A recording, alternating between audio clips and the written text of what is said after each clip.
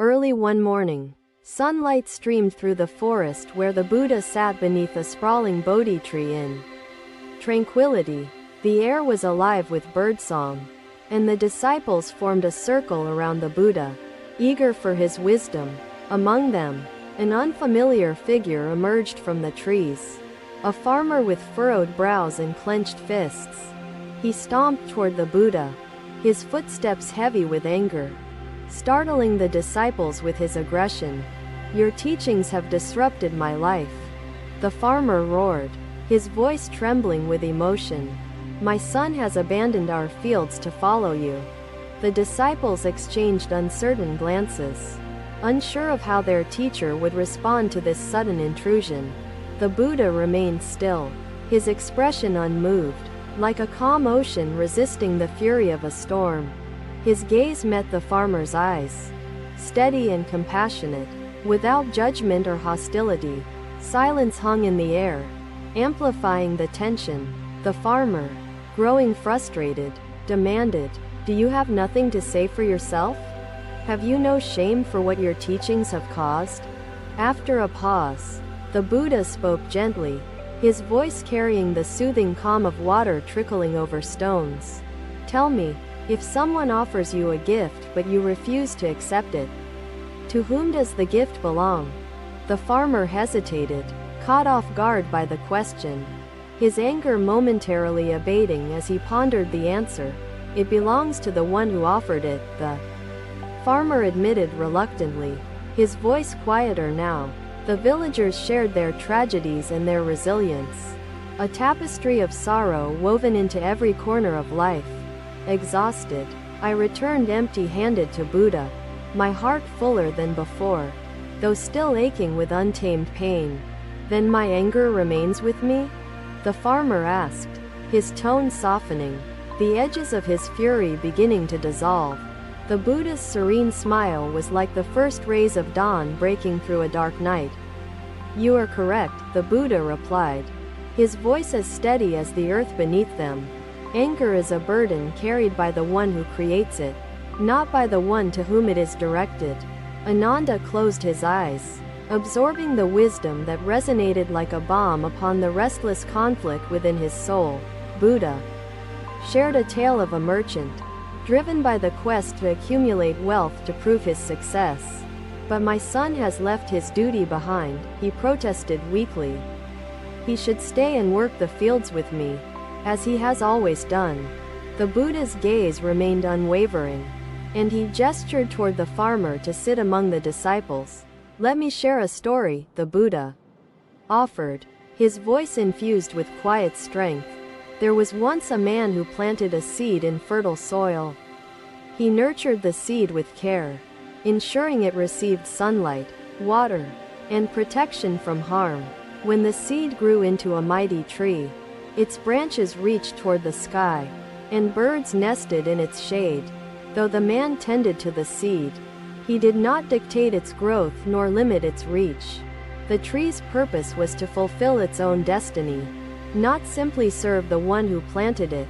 The farmer listened intently, his anger giving way to reflection as the Buddha's parable unfolded. "Your son, like that tree, must grow toward his own purpose," the Buddha continued, his voice like a steady rhythm. "You have nurtured him, guided him, and prepared him to make choices that align with his heart and mind." A tear glistened in the farmer's eye, though he fought to keep it hidden. His clenched fists loosened, and he exhaled deeply, as though releasing the weight of his anger. "I have always believed that family comes first," the farmer said hesitantly, his voice trembling with vulnerability. "But perhaps I have misunderstood the true meaning of care and responsibility."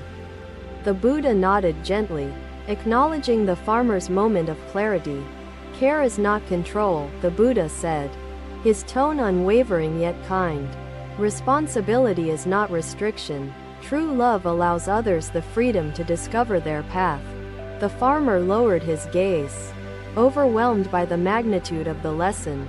His hardened demeanor now softened like clay molded by patient hands. "I came here to confront you," the farmer admitted, his voice tinged with shame. but instead, I leave with gratitude and insight." The disciples sat in silent reverence, awed by the transformation they had witnessed in the farmer's spirit. The forest seemed to exhale with them, its leaves rustling in agreement with the Buddha's teachings.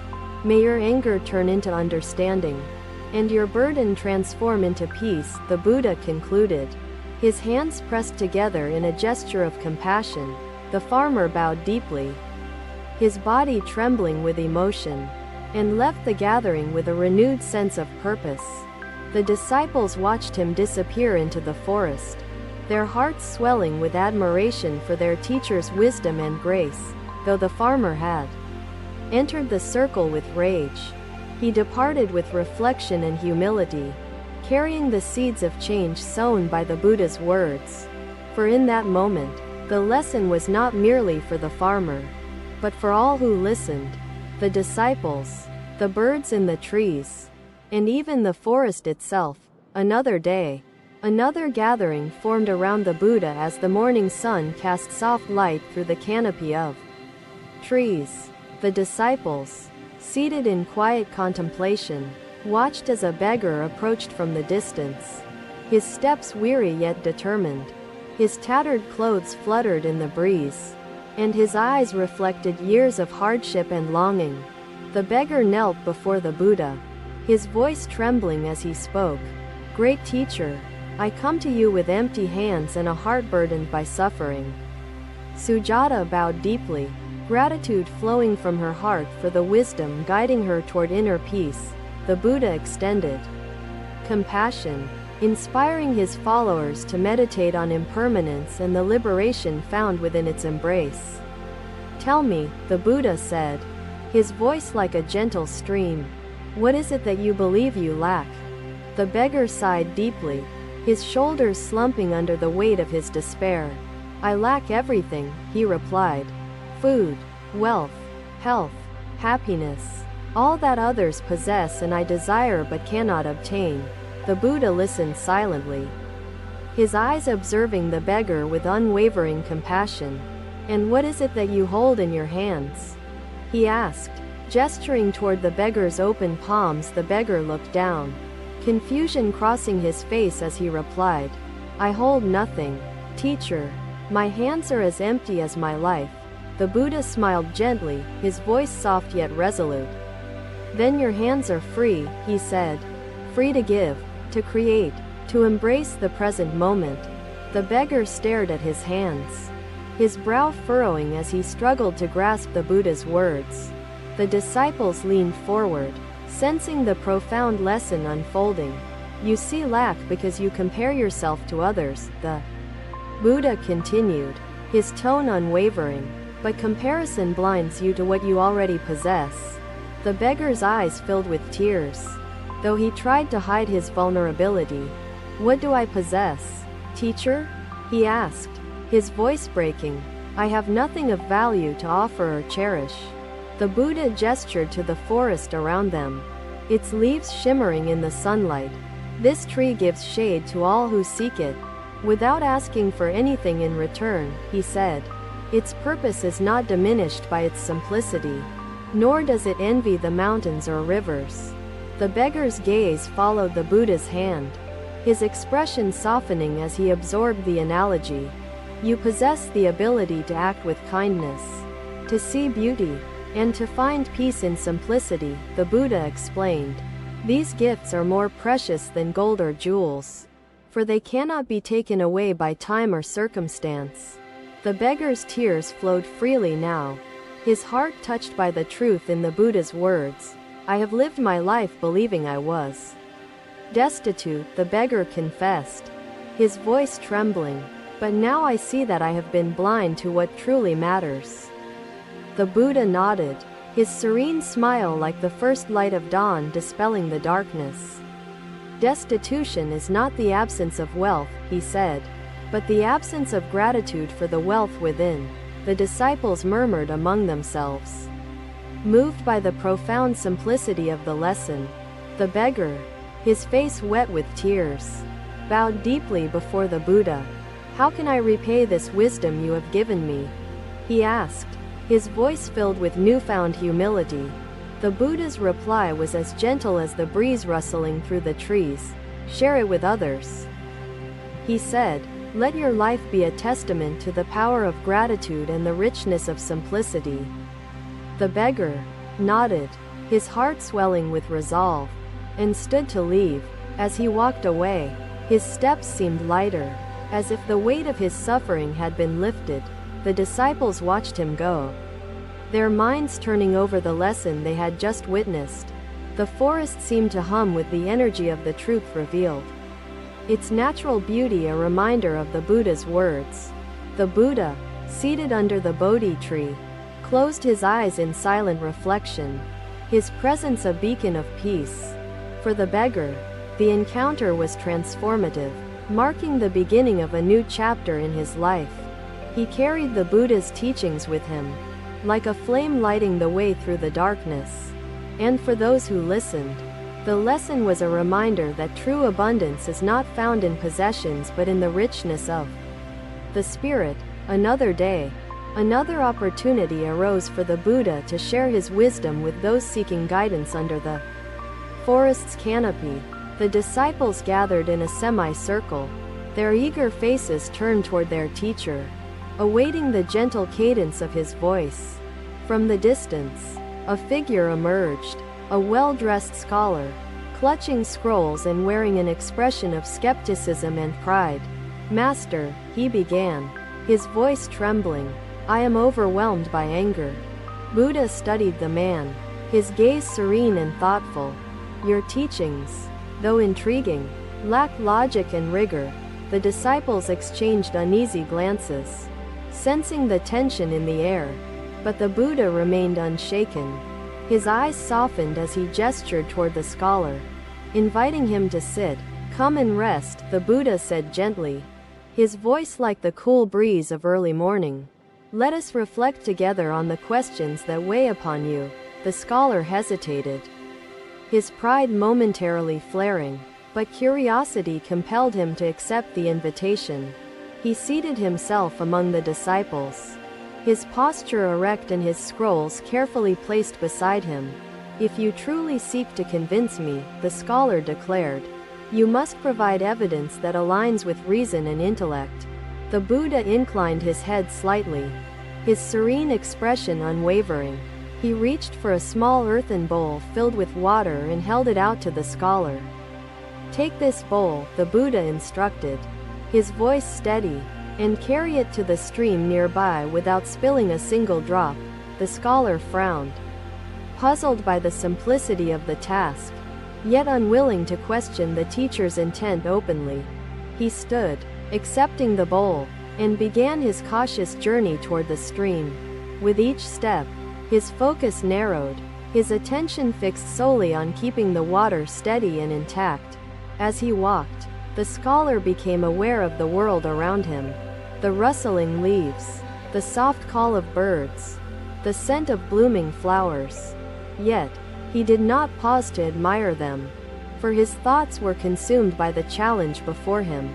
When he reached the stream, he filled the bowl carefully and began the return journey, his movements deliberate and precise. Upon his return, the scholar presented the bowl to the Buddha, not a single drop spilled, his face reflecting both satisfaction and curiosity. He picked up a handful of dry sand, letting it fall back slowly. What happens to sand in the wind? He inquired, as you carried the bowl.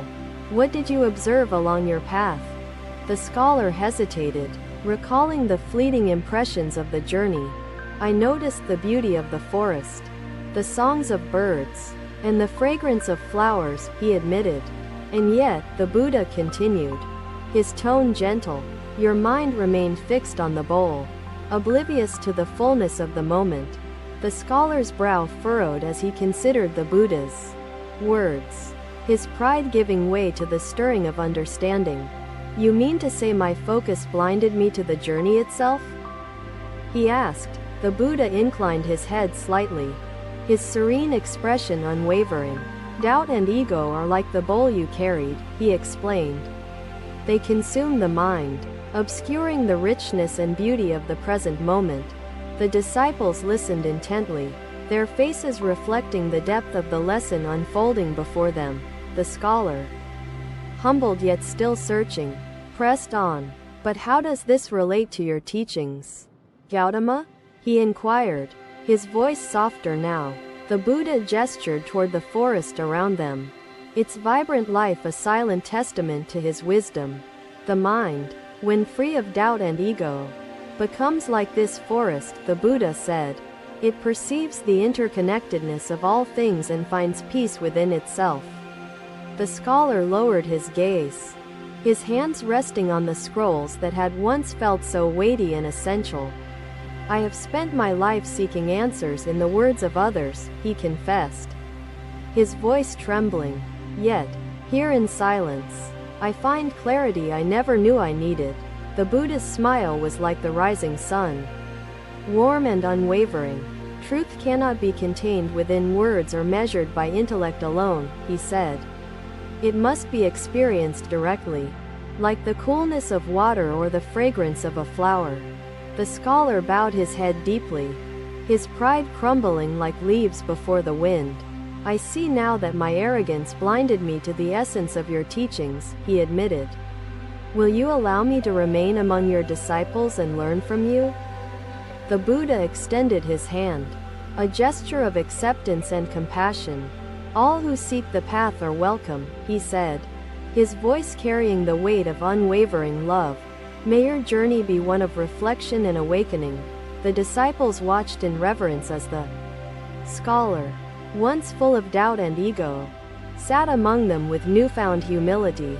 The forest seemed to echo the transformation, its leaves rustling in agreement with the Buddha's timeless wisdom. For the scholar, the lesson was profound, marking the beginning of a journey not of intellect alone, but of spirit and heart. And for those who witnessed, the moment served as a reminder that change begins not with others, but within oneself. Thank you for watching. Buddha's teachings are always with you. Subscribe to our channel and we will see you in the next video.